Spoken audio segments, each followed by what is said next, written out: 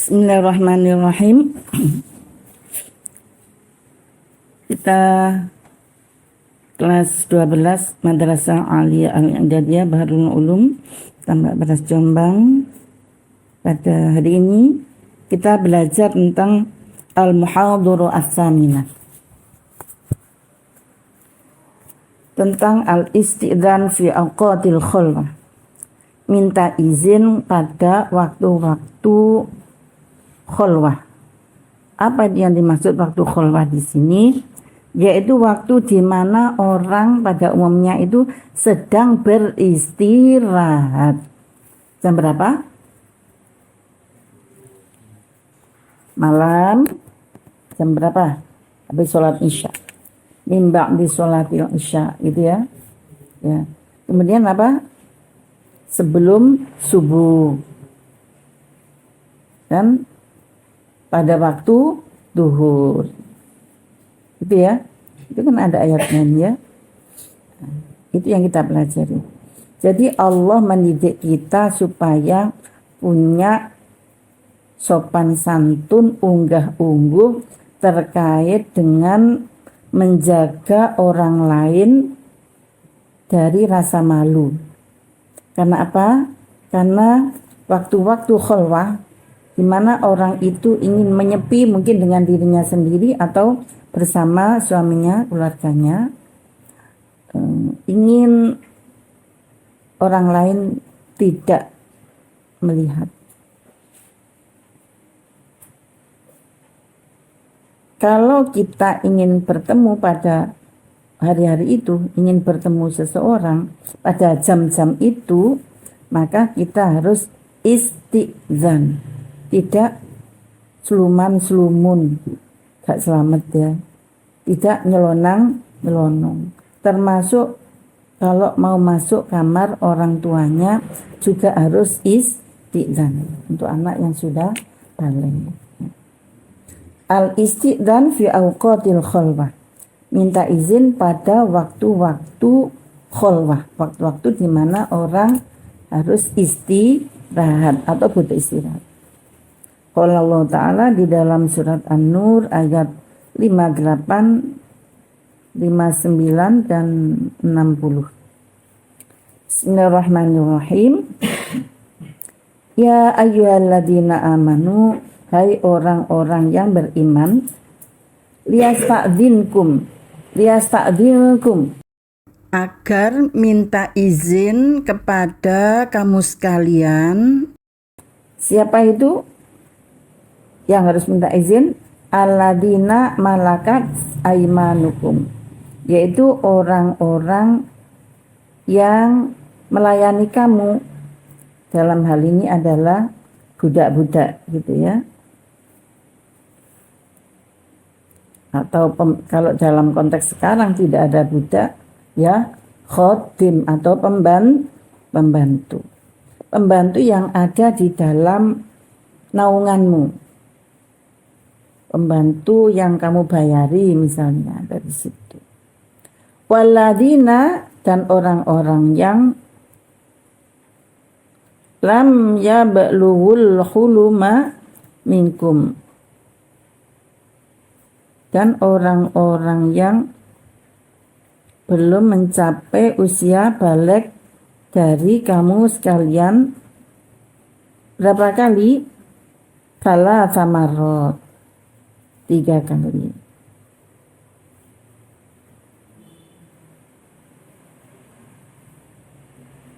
Jadi orang-orang yang belum balik pun kalau sudah bisa dididik, itu ketika akan masuk kamar orang atau tempat privasi seseorang harus minta izin. Anak kelas 6 sudah bisa kelas anak 6 tahun atau 7 tahun bisa dididik. Nah, kalau masuk kamar Bapak, Ibu, totok ya. Ya. Malah gampang dididik ya anak-anak kecil itu. 7 tahun kan mereka belum balik. Itu juga harus istidzan. Berapa? 3 kali. Kapan saja itu? Min qabli sholatil fajri. Bacanya itu sholatil fajri. Min qabli sholatil fajri, sebelum waktu subuh. pertama. Yang kedua, wa hina tad'una thiyabakum minadh-dhahirati.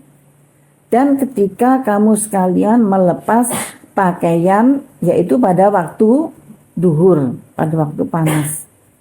Ini terutama konteksnya adalah konteks Arab, di mana waktu duhur itu kita nggak bisa bayangkan kalau lagi musim panas seperti bulan Agustus, September. Oh, itu luar biasa panasnya. Panas di sana ya. Ini kalau Desember, Januari itu musim dingin. Juli itu sudah panas. Sudah panas sekali. Dan panas itu dimulai sebelum bulan-bulan itu. Untuk apa? Untuk mematangkan korma. Ya. Allah mematangkan kurma dengan memberikan apa? Udara yang panas. Dan memang alamnya mempunyai musim seperti itu. Waktu duhur. Lah kalau konteks Indonesia waktu duhur panas apa tidak? Anak-anak kalau di kamar di pondok itu panas nggak waktu duhur itu? Panas ya itu. Itu kita melepas pakaian apa enggak? Nah, kalau perempuan melepas pakaian luar, tapi pakaian dalam, androk atau daster itu masih dipakai.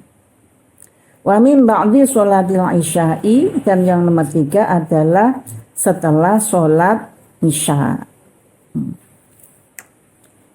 Kalau sholat isya'nya masih sore ya, ba'da sholat isya itu kan panjang ya.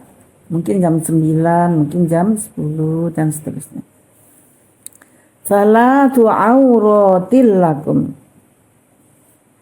Ada 3 aurat buat kamu sekalian. Ya. Apa yang dimaksud aurat di sini? Yaitu saat-saat di mana seseorang itu harus dihargai privasinya. Apa? Harus dihargai privasinya. Apa privasi itu? Hak untuk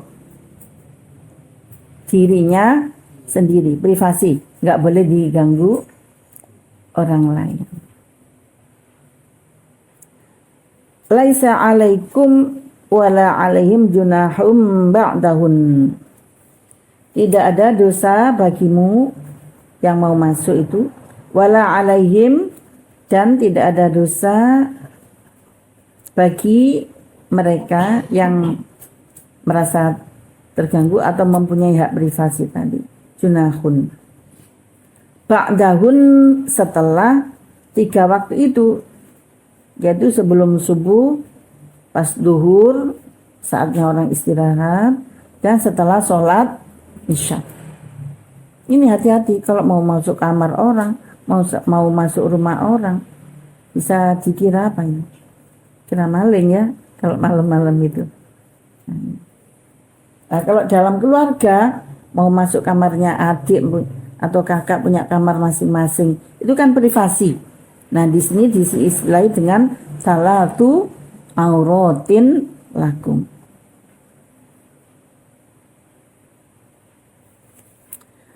Kenapa setelah 3 waktu itu dibolehkan?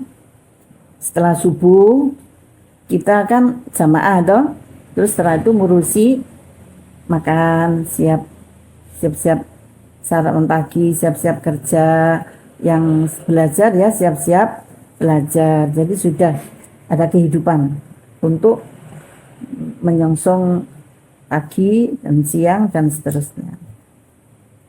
Nah itu. Kemudian kalau setelah waktu duhur itu sampai jam berapa kira-kira? Kalau konteks Indonesia ya jam 12 sampai jam 3 ya. 12, 1, 2, 3. Cukup istirahat.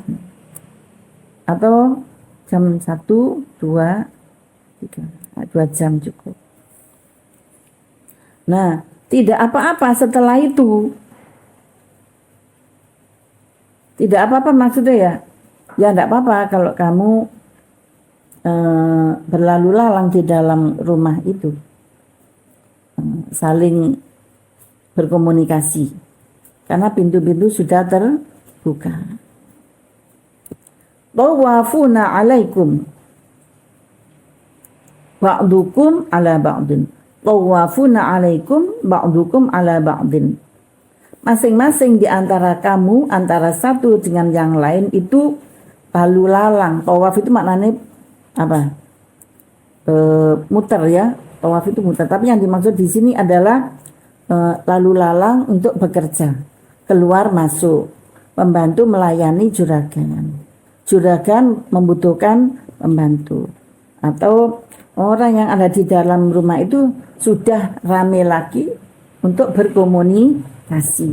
Ada mungkin pekerjaan rumah atau mengerjakan pekerjaan kantor atau apa saja kesibukan-kesibukan itu boleh kita bersaling saling ketemu, saling komunikasi, saling tidak merasa terganggu setelah 3 waktu itu. Kadzalika yubayyinullahu lakumul ayat wallahu alimun hakim. Demikianlah Allah Subhanahu wa taala menjelaskan kepadamu ayat-ayat. Apa yang dimaksud ayat-ayat ini? Ya, ayat firman Allah, tanda-tanda kebesaran Allah, hukum-hukum Allah, syariat Allah yang ditujukan untuk manusia agar bisa menghargai yang satu dengan yang lain, saling menghargai, agar tidak saling merugikan, agar saling menjaga kesopanan. Wallahu alimun hakim. Allah maha alim dan maha hakim. Ya. Mari kita lanjut bacanya. Wa idza balaghal atfalu, dan apabila ada anak-anak sudah memasuki usia baligh, usia minkum dari kamu sekalian, al-huluma yaitu usia hilm, yaitu sudah mimpi basah. Di sini anak-anak sudah mimpi basah semua, tidak ada yang terlambat. Alhamdulillah, normal. Jadi nggak pakai bawa ke dokter, tapi pakai normal. Ingat ya, normal pakai normal. Bagaimana dengan anak-anak yang sudah usia baligh? Falyasta'dinu, hendaklah mereka juga minta izin. Orang yang belum balik saja harus minta izin kok, ya. Kalau sudah bisa diberi pengertian. Apalagi yang sudah balik. Kalau seorang anak itu sudah hilm, untuk anak laki-laki itu ukurannya adalah mimpi basah, anak perempuan ukurannya adalah haid. Bagaimana? Falyasta'dinu, maka hendaklah minta izin kalau mau masuk ke ruang privasi orang lain. Kama sta'dzanal ladina min qablihim, sebagaimana orang-orang yang dijelaskan tadi itu sebelumnya itu minta izin. Artinya ya sebagaimana orang-orang yang dijelaskan sebelumnya tadi. Itu orang yang ya sudah balik, orang yang belum balik, keluarga atau bukan keluarga apalagi ya. Itu. Apakah budak itu boleh masuk rumah bendoronya? Boleh kalau dipanggil. Dan harus di dalam harus di luar waktu-waktu aurat tadi itu, ya. Kadzalika yubayyinullahu lakum ayati. Demikian Allah menjelaskan pada kamu sekalian ayat-ayatnya. Lalu diulang lagi sama Allah. Tidak hanya sekali Allah menjelaskan kadzalika yubayyinullahu lakumul ayati. Ini diulang lagi, kadzalika yubayyinullahu lakum ayati. Ini artinya bahwa kita hamba Allah kaum muslimin yang sudah balik ini betul-betul memahami syariat Allah, terutama yang terkait dengan hal ini. Apa? Menjaga apa? Privasi orang lain. Wallahu alimun hakim. Allah maha alim dan maha hakim. Ini sampai 2 kali Allah. Ini menunjukkan betapa apa? Pentingnya menjaga privasi orang lain. Apakah di pondok anak-anak sudah merasa menjaga privasi? Apakah anak-anak merasa pernah privasinya terganggu? Nah, ini silakan dijawab oleh diri sendiri. Kalau sudah belajar ayat ini kok masih melanggar aurat orang lain, aurat itu privasi ya, maka berarti ilmunya nggak manfaat dalam mengamalkan ayat ini. Ayo, mulai kapan? Sekarang, jangan terlambat. Karena itu adalah nanti menjadi karakter. Karakter yang suka sulman-sulmun masuk wilayah orang lain itu nanti menjadi kepribadian yang negatif. Orang kayak gini mendapat kepercayaan nggak dari orang lain? Terus hati-hati ada orang itu, begitu ya. Mertamu aja mungkin diterima apa tidak? Betul. Ya toh, hati-hati itu sulman-sulmun. Nah, kayak gitu ya. Jadi kita untuk menjadi orang yang diamanai orang, dipercaya orang, harus apa? Menjaga privasi orang lain. Nah, kejujuran juga ya. Nah, ini terusnya. Ini ayat surat An-Nur 60, kelanjutan dari ayat tadi. Wal qawaidu minan nisa allati la yarjuna nikahan falaisa alaihinna junahun ayyadna thiyabahunna ghayra mutabarrijatin bizina. Wal qawaidu, siapa al qawaidu di sini? Al qawaidu yang dimaksud di sini adalah wanita-wanita yang sudah orang yang sudah tua, renta, ya gitu ya. Orang yang sudah tidak punya ketertarikan, atau mungkin juga orang yang sudah tidak punya daya tarik. Nah, kok ada itu maknanya kan duduk. Maksudnya wong sing wis afkir gitu. Kira-kira siapa orang yang sudah qawaid ini? Yang orang yang sudah renta, yang sudah tidak punya syahwat, dan yang sudah tidak disyahwati. Ya wis orang masa lalu lah ini, orang apa istilahnya ya? Wis wong sing gak kanggo kayak gitu. Orang tua-tua yang sing gak menarik dan tidak punya daya tarik. Minan nisa, orang tua perempuan, orang-orang perempuan yang sudah tua, allati la yarjuna nikahan, yang mereka sudah tidak tertarik untuk menikah. Bagaimana ini? Falaisa alaihinna junahun, maka tidak ada dosa baginya ayyadna thiyabahunna, untuk melepaskan pakaiannya. Nah, di sini bukan berarti melepaskan pakaian ini, ya.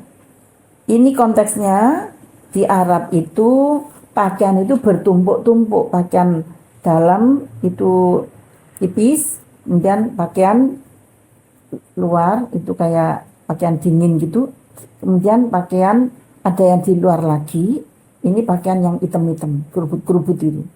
Nah, orang Arab itu tradisinya pakaiannya berapa tumpuk? 3. Nah, ketika yang satu dilepas, ini yang dimaksud ini laisa mana ini? Fala junaha falaisa alaihinna junahun ayyadna thiyabahunna. Saya ulang.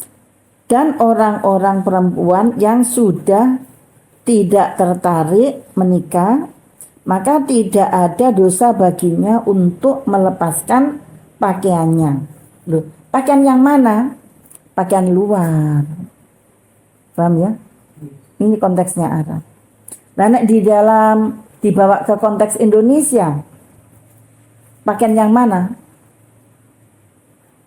Ya kalau di Indonesia, kalau memang menggunakan budaya seperti itu, bertumpuk-tumpuk, ya ayat ini berlaku untuk itu. Tapi kalau konteks Indonesia yang misalnya pakai bajunya hanya satu lapis, ya jangan, gitu ya. Ya jangan. Sekalipun sudah tua renta, masa boleh biar untuk mintal-mintul ke sana kemari? Ya enggak boleh. Tetap menutup aurat. Jadi ini konteksnya untuk masyarakat yang tradisi berpakaiannya berlapis-lapis gitu.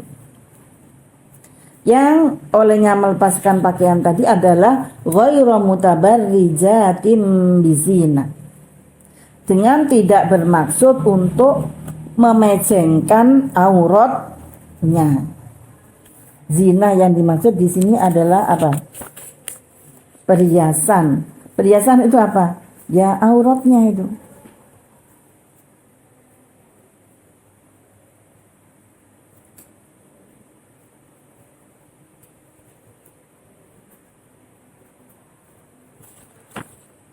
Tidak bermaksud untuk menunjukkan apanya? Zinahnya, keindahan tubuhnya. Lah wis tuwek kok, wis kowa itu kok, wis gak ada daya tariknya. Lah wis tuwek, kempong, perot, ngentutan, wis kotor, ambil gak enak misal. Bahkan siapa yang tertarik? Yang tertarik hanya orang gila, ya kan? Atau orang yang tidak bisa mengendalikan syahwatnya, kemudian memperkosa gitu. Na'udzubillah. Wa ayasta'fifna khairun lahunna. Dan kalau perempuan yang qawaidu tadi itu lebih baik kalau mereka itu menjaga diri, artinya tetap menggunakan pakaian lengkap. Kalau ada orang yang bukan mahram, itu lebih baik. Boleh dilepas pakaian luarnya, tapi pakaian dalam yang tetap menutup aurat itu boleh dilepas. Yang pakaian luarnya, pakaian dalam itu bukan BH di sini itu. Pakaiannya orang Arab itu tumpuk satu, dalam itu full, baik tipis. Kemudian pakai pakaian luar lagi. Kemudian pakai pakaian luar lagi. Itu ada yang masih ditutup lagi. Jadi rangkap 4. Ini saya pernah mengalami ketika di Irak, itu di wilayah makamnya Sayyidina Husain dan makamnya Sayyidina Ali. Makam Sayyidina Ali itu ketat sekali di sana. Masuknya itu berlipat-lipat baju ini. Itu harus pakai baju sana, dipinjami. Pinjami pakai baju sana, nanti dikembalikan. Nah, ini kita tombol 4 ini bajunya. Ini yang dimaksud dibuka itu adalah baju luar ini, yang ireng tandel gede gitu. Jadi untuk memahami ayat ini kita harus ngerti konteks ya. Kita harus ngerti apa? Konteks. Dan kalau seandainya perempuan yang sudah qawaid tadi, yang sudah tidak punya daya tarik dan juga tidak punya daya untuk ditertariki, tidak punya daya tarik kepada laki-laki dan tidak ada orang yang tertarik untuk dirinya, kalau dia menjaga auratnya, menjaga dirinya itu lebih baik. Wa ayasta'fifna khairun lahun. Wallahu sami'un alim. Allah Maha Sami' dan Maha Alim.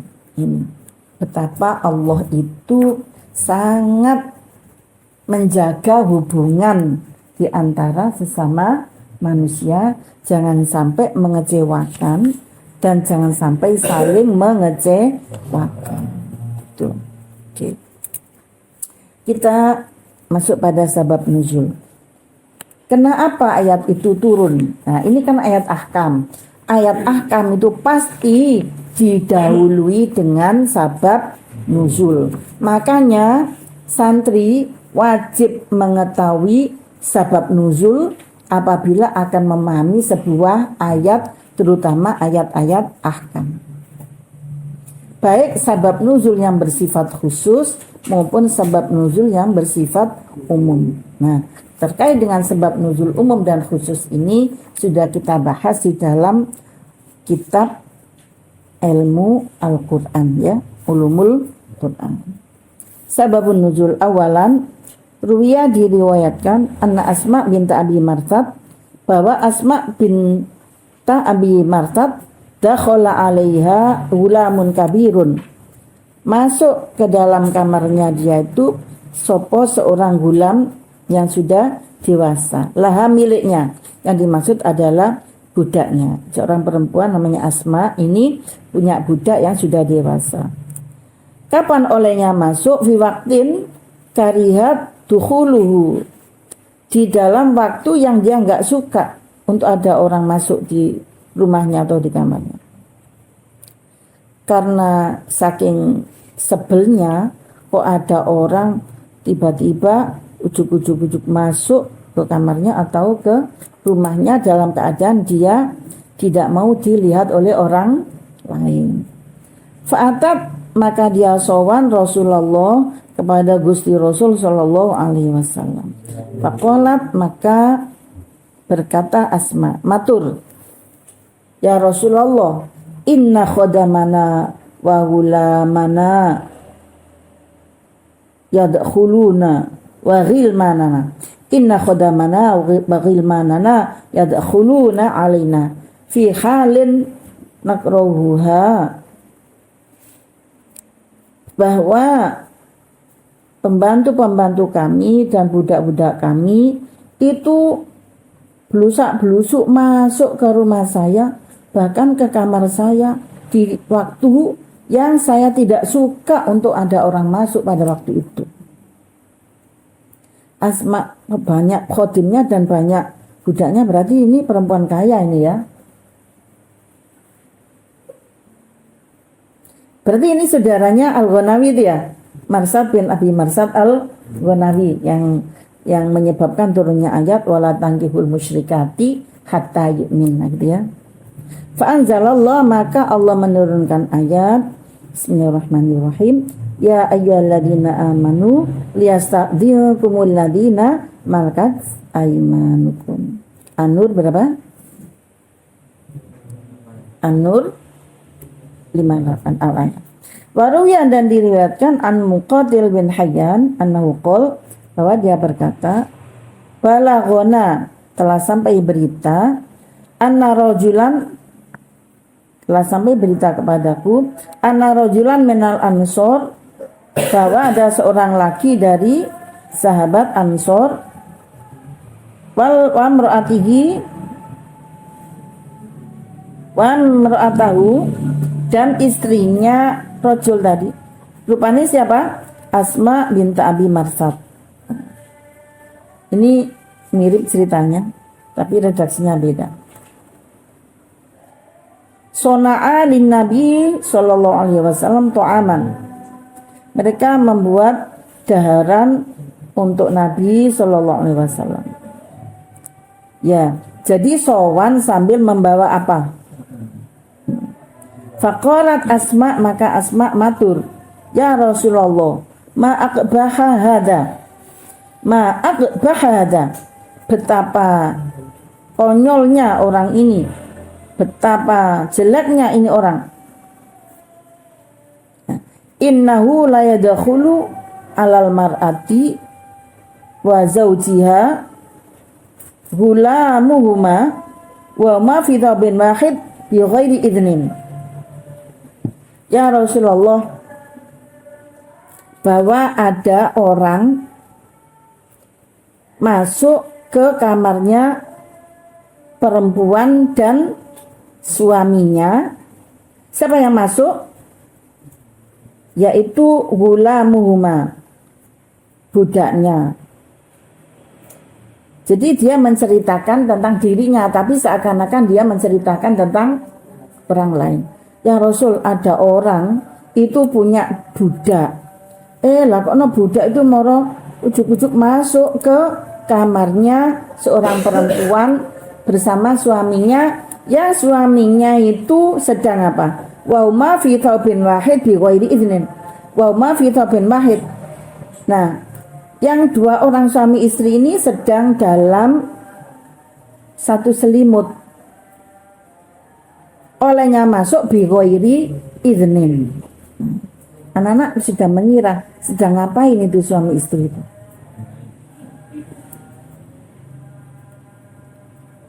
Nah, karena sebab perilaku dari pembantu-pembantu yang su'ul adab dan budak-budak yang su'ul adab tadi, maka ini nggak terima ini orang. Sebelum sowan kepada Rasulullah, suami istri tadi membuat daharan yang dihadiahkan kepada Rasulullah.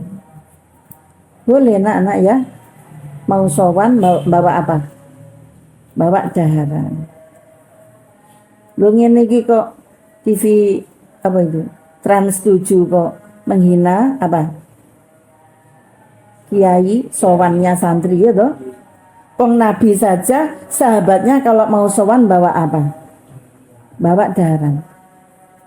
Ini kebetulan makanan yang dibawa ya. Kan bisa jadi pakaian, bisa jadi yang lain.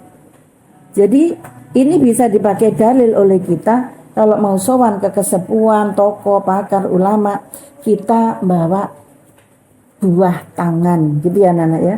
Kalau punya, kalau nggak punya nggak usah dipaksa. Lah kebetulan ini kan orang kaya, buktinya apa? Budaknya banyak, pembantunya banyak, ya dong. Nah, kalau nggak punya jangan. Ya, yang punya ya untuk dirinya sendiri saja. Itu.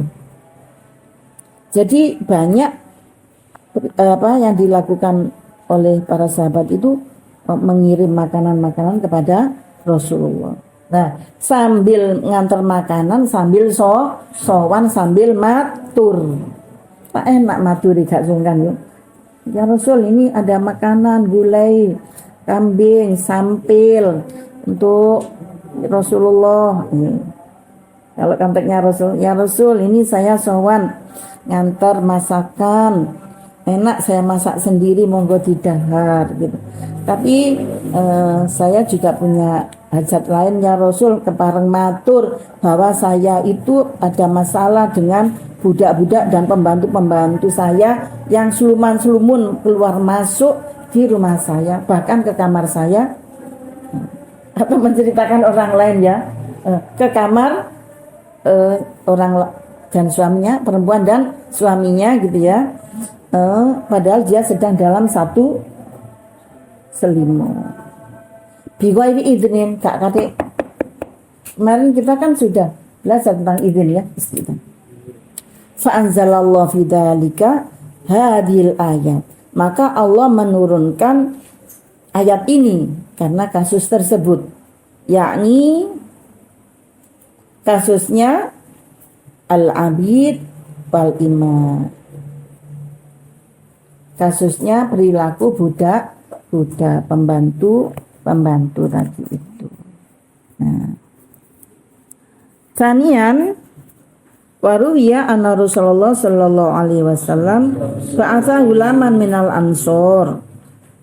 Suatu saat Rasulullah mengutus seorang pembantu atau budak dari kalangan Ansor yang namanya Mudlij. Diutus kemana? Ila Umar bin Khattab fakta dohiroti. Diutus kepada Ibnu Khattab pada waktu duhur. Yad'uhu, untuk mengundangnya, diundang oleh Nabi. Fawajadahu naiman. Maka dia menjumpai Umar dalam keadaan apa? Tidur. Faqala Umar, maka Umar berkata, wadatus, aku ini kepengin anallaha, bahwa Allah naha abna ana, melarang anak-anak kita, termasuk melarang budak-budak kita, wanisa ana, dan perempuan-perempuan kita, wa khodamana, dan pembantu-pembantu kita. Dilarang apa? Anid dukhuli, dari masuk, fi hadis saati dalam waktu-waktu yang demikian ini yaitu waktu duhur illa biidnin, kecuali dengan izin. Jadi dan seterusnya bisa dibaca sendiri. Jadi bayangkan anak-anak betapa pada waktu itu orang juga secara umum tidak mau ada orang lain pada saat-saat di mana kita sedang istirahat. Itu padahal yang nimbali itu siapa? Rasulullah. Lah Mudlis ini juga nggak salah karena yang utus Rasulullah. Kalau nggak langsung sowan, bagaimana ini? Tapi ternyata sahabat Umar ini tidak berkenan ketika dipanggil pada jam istirahat. Gitu. Siapapun yang manggil, dia berhak menolak gitu, masya Allah. Kecuali dalam kondisi emergensi darurat. Ini ayat ini sangat bagus sekali untuk kita diperintahkan Allah, ya. Kita diperintahkan Allah untuk menghargai privasi orang lain, baik di dalam keluarga maupun di apa? Di luar keluarga. Pokoknya apa yang kita tidak suka itu orang lain juga tidak suka. Kita tidak mau dimasuki orang pada saat istirahat, tidak mau dipanggil orang pada istirahat. Ya, kita jangan memperlakukan orang seperti itu, karena perasaan orang itu sama. Oke, sampai di sini mudah-mudahan bermanfaat. Al-Fatihah.